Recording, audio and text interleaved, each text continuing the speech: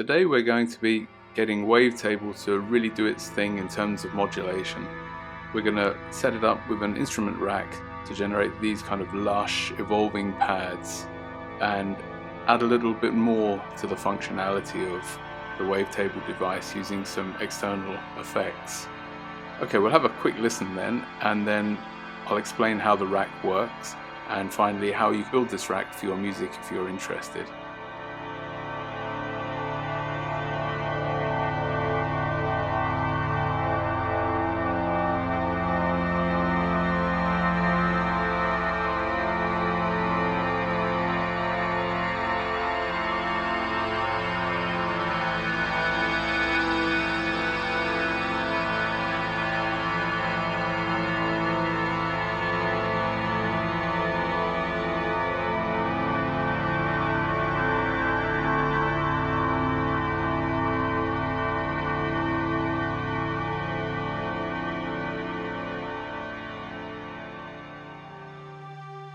So what do we have here? Well, we have the Wavetable instrument. You'll need the Suite version of Ableton Live 12, I believe, to generate this instrument. And we have it integrated here in a rack. And basically what we're doing is we're controlling some of the functions within Wavetable to allow us to generate these pads. Wavetable has been set up with specific settings, which I'll come to in the build. And then we're using an external LFO here to add a whole series of new modulations to these controls here. So we can control the filter frequency here in addition to the filter frequency within Wavetable. We're also controlling the oscillator 1 position oscillator 1 effect A and B using these external modulations. The ADSR, which you can see here in these nice animations, you can see everything's moving very gently around. The filters are moving very gently around. And also, perhaps we see it better on this one, we have the modulation here. I can increase this so we see. We're modulating this. We get these nice animations as one bonus, I guess. But yeah, so we have some external modulation of this rack, and we're also using within the Wavetable Synth the modulation possibilities in here. So we have multiple modulations going on, all controlled here through the rack. So if we just go back here to we can see here we have the amp, and these are connected. We'll come to that again in the build, how this is all connected together. But so we can control, let's have a look, oscillator 1, we can control the position of this, where we want it to be in the Wavetable. We can control these various effects it has down here, the warp and the fold. We can control these from here. Oscillator 2, again we have the position. This effect here. The transposition, we can set a different semitone value here for oscillator 2. We have our filter, which is actually two filters combined here, and I've set them up so that as we move up through the frequencies here, the low pass also cuts off some of the lower end, so we go towards almost like a high pass filter here, but it's not a pure high pass filter. And when we go down, we still get the low pass effect. Resonance. Then we have ADSR, that's simply controlling the amp, and it's also mapped to the envelope 2 here, where envelope 2 is being used in our matrix here to affect certain values. And we also have some LFO you saw, where that's being controlled here. This is controlling the rate value down the bottom here, and it's also controlling the rate value here. So these two are linked to this macro, so we can control both LFOs and the amount of modulation here of the LFO through these two controls. And then finally, if we look at LFO1, we can change at least this shape This one here is just a triangle, it's set to triangle. You could choose a different wave if you want to, but I've got it on triangle. And so we can modulate this shape here, at least to affect the parameters that are being modulated here within the matrix by the wavetable modulation. And then finally we just have a control here. For the shimmer here, I've set this to 4 voices. I've got it on unison shimmer, and this is the amount here, so we can affect these. Find some interesting tones. Okay, so there's not really much more to say. As I say, it's a combination of controls over wavetable, and then it's this external LFO here. I've got a limiter on the back just in case some of the volumes get a little bit crazy. So that's there as well. Okay, yeah, let's have a look then how it's put together. It's quite simple. It's just really setting up wavetable and then putting the LFO on the back and linking all of these macros to the various functions we want. Okay, let's have a look then. You're going to need an instrument rack. You find that instruments instrument rack. Just drag one and drop one onto a MIDI channel. We can open it up here with this icon. I've kept my original names. You can right click here and rename them, choose my names or use your own as always. Let's just open these all the way up. We need all of the macros, all 16. Now we're going to drop in the wavetable here. We'll set up wavetable and then we'll deal with the additional effects we have at the back. There's quite a few settings on wavetable we need to make. The first one, I'm going to stick with my original wavetables that I was using. So on oscillator 1 I had real voice, which I have here in format. So you can, as I say, you can choose which wavetable you want. And oscillator 2 we have to activate here. I'll also put the same wavetable here I had before, which I had, it's the dark throaty, here we go. So those are the 2 oscillators with wavetables. I activated the sub here. That's my choice. You can have it without sub, but I set it up this way. On oscillator 2, oscillator 1 is -1 octave, and this one I set to -2.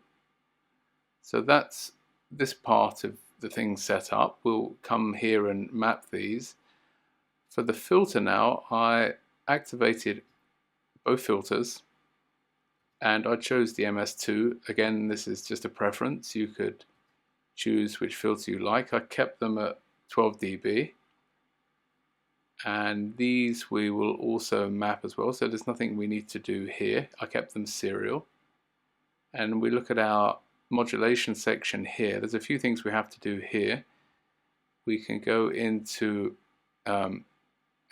we'll go into the matrix first, and then we need to assign. Some of these are missing at the moment, so you actually have to assign them, and the way you assign them is by moving them basically. So we need oscillator 1 position. That one's available. So we can set envelope 2 on this one to 50% and LFO 1 to 15. Then we have oscillator 2 position we need. So we go to oscillator 2 and we just simply move the position and it will appear here. So for this one we need 75 on envelope 2 and again 15 for the LFO. The next one we need to assign is the filter 1 frequency. So we just nudge the frequency a little bit, it'll appear. Here I had a value of 10 and for LFO 1 a value of 3. Now we need the envelope 2, this one here, the attack time of envelope 2. So just move that a little bit and we should now find it in the matrix. Here we go. And this one I set to 100 with envelope 3 here. Okay, so the next one we're going to need then is envelope 2 sustain. So we go back to envelope 2 again and just move the sustain value here back to the matrix, and that should appear. And LFO1 modulated just by 50. Then the last value we want to have is the filter frequency from filter 2. So we'll move that one as well. This I set to a small value, -2. Okay, so that is this section set up, the modulation set up now. The LFO we can have a look at. So the LFO I just simply left as a sine wave. These we will, some of these we will map. I turned off the re-trigger here, deactivated that, and envelope 2, yes, that's okay. So that's just there. Now we just have some values here. I put -12 in here, just reduce the volume a little bit. I also activated here the unison shimmer and selected 4 voices. This one we will now map as well. So I believe that's everything set up for the wavetable. Let's drop in our LFO. So we find that in Audio Effects, LFO, just drop that on the back. And then the limiter we'll put in as well while we're at it. So that is here, right next to it actually. We'll drop that in here. There's nothing to do on the limiter. I mean, you could activate the soft clip sometimes to put that on. That's just another preference, of course. Okay, so this one we will come to. We'll finish doing the mapping on Wavetable now, and then we'll come back and set up the LFO, because we need to map these functions in Wavetable before we can start mapping these ones, otherwise it doesn't work. Okay, so let's go through them then. So we're going to need oscillator 1 position as our first mapping point. We'll go here, click on this, this opens the mapping.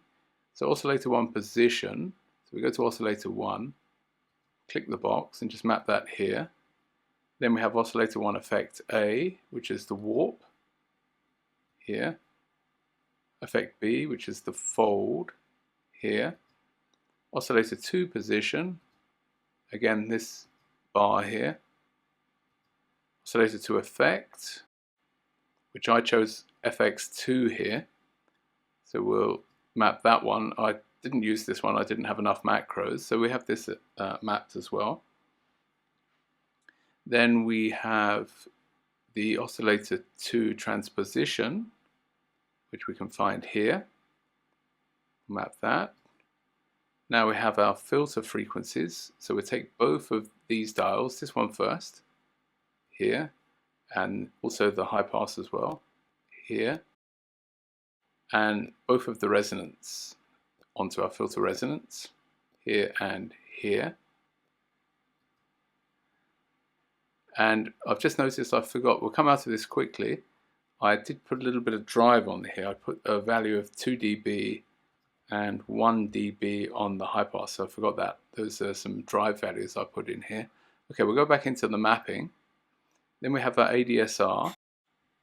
So we go to our amp here, and we'll take the attack, the decay, sustain and release.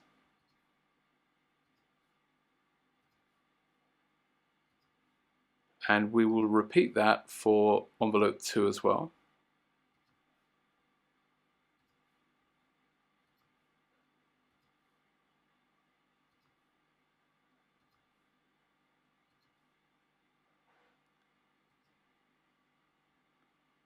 And we repeat that again for envelope 3.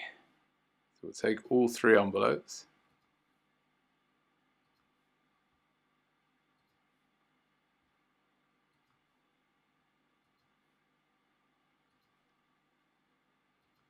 Okay, so that's all of those controls mapped. Now we have the mod rate. So we'll go to our LFO1 here, and we'll take the rate here and map that to our mod rate. We will take the mod amount, which is this value, the amount here, and map that here. And the mod shape here, map that here. Then finally we have the shimmer value here, the amount, and we'll map that here.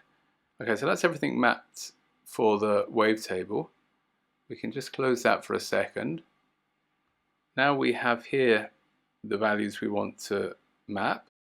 Well, let's just come out for a second because I need to change this one to a triangle. I set this as a triangle. You could leave it as a sign, but I chose a triangle here. Let's open the mapping. We'll have the rate of this one, and we'll map that to the mod rate here. The depth here goes to the mod amount, and we'll leave it here in hertz. We won't change that value. Okay, so now we can do our mapping for the LFO. The first one we want to map is this filter frequency dial here. So we'll map that, and we will click here, and this opens up, gives us a few more options.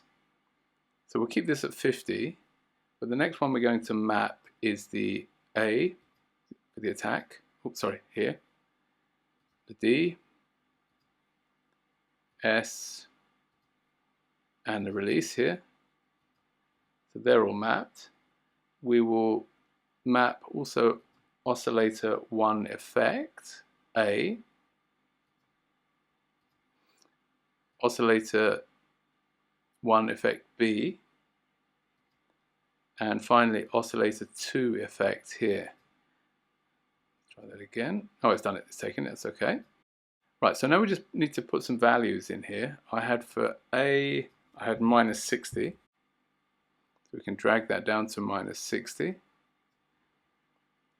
Here I had a value of 30 for the decay. -40 here. We click that, -40.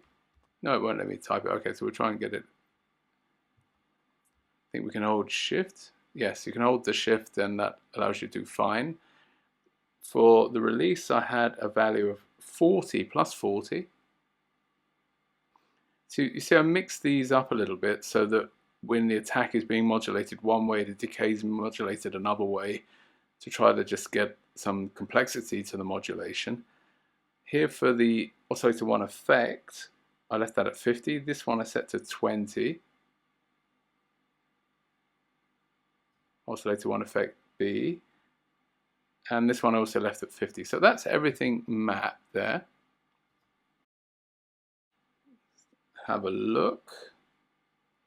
I think that's everything mapped. So what I'll do now is I'll put up a screenshot of the values, these constraint values that need to go into these here. So you can just type them in. Pause the video, type them all in.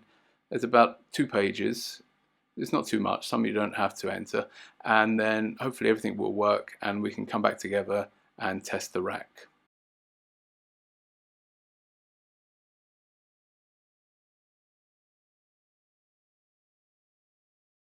Okay, so once you've got these in, everything should be okay. You can see I mixed up some of the envelope values here to just give some variety to things. I took the resonance down quite considerably. Also the mod rate, I had that very low as well. We don't need rapid modulation for pads and things. Okay, let's come out of there. Now, you would save your rack. It's going a bit crazy here. Let's just move some things. There we go. So, you would save your rack here, and that you will then find in Use the Library. You'll find, oh, I've got so many. Presets, Instruments, Instrument rack, and you would find it in there. You can then drop it into any project you want. Okay, the next thing is if you generate a sound you like with this, you have to be a little bit careful. If you find a sound that you like, then you can save that here as a wavetable preset. What you won't be able to save is the modulation coming from the LFO at the back here. So the LFO that's modulating these positions, if you want to save that as a complete package, if you want the modulation from the LFO plus the wavetable preset, then you're going to have to use snapshots here. So you can get these in the position you like, the macros in a position, create a new snapshot here, and then you would need to resave the rack, and that would then save your snapshot with the rack, and you would retain these positions. Like, I'm just going to click my steps again. Let's see if this works. Okay, we have sound, that's always good. Yeah, as I say, you can also randomize here, this randomize function here. We can randomize to see what we get. You notice the ADSR didn't move. I have these excluded. A, D, S and R all excluded from that, so that you can create the kind of pad you're looking for, at least in terms of duration or sustain or whatever, and then just randomize away until you find something you like. Okay, I don't think there's much more to say.